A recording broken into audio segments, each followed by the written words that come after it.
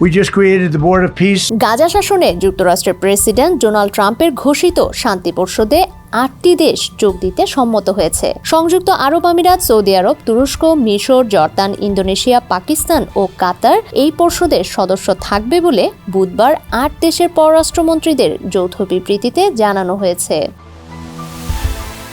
বিবৃতিতে বলা হয়েছে, গাজা বিষয়ক এই শান্তি পরিষদে যোগদানের জন্য প্রেসিডেন্ট ট্রাম্পের পাঠানো আমন্ত্রণ তারা গ্রহণ করেছেন। পরিষদে যোগদানের বিষয়ে 8 দেশ নিজ নিজ আইনি প্রক্রিয়া ও প্রয়োজনীয় আনুষ্ঠানিকতা সম্পন্ন করবে।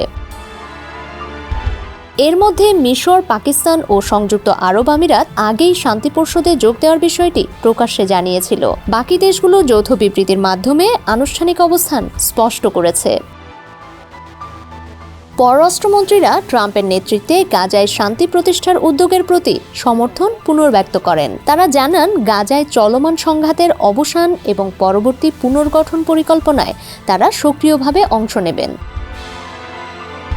বিবৃতিতে আরও বলা হয়, জাতিসংঘের নিরাপত্তা পরিষদের 2803 নম্বর প্রস্তাব দ্বারা গৃহীত একটি অন্তর্বর্তী সংস্থা হিসেবে শান্তি পরিষদের ম্যান্ডেট বাস্তবায়নে তারা প্রতিশ্রুতিবদ্ধ। গাজায় শান্তি পরিষদের লক্ষ্য হল স্থায়ী যুদ্ধবিরতি সুসংহত করা, গাজার পুনর্গঠনে সহায়তা করা এবং আন্তর্জাতিক আইন অনুসারে ফিলিস্তিনিদের আত্মনিয়ন্ত্রণ ও রাষ্ট্রীয় অধিকারের ভিত্তিতে একটি ন্যায়সঙ্গত ও স্থায়ী শান্তি এগিয়ে নেওয়া, যার ফলে এই অঞ্চলের সব দেশ ও জনগণের জন্য নিরাপত্তা ও স্থিতিশীলতার পথ প্রশস্ত হবে।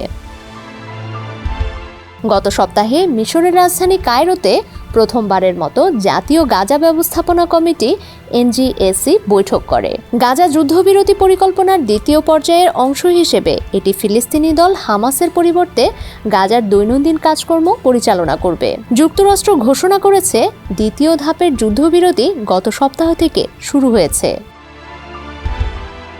ডেস্ক রিপোর্ট, সমকাল।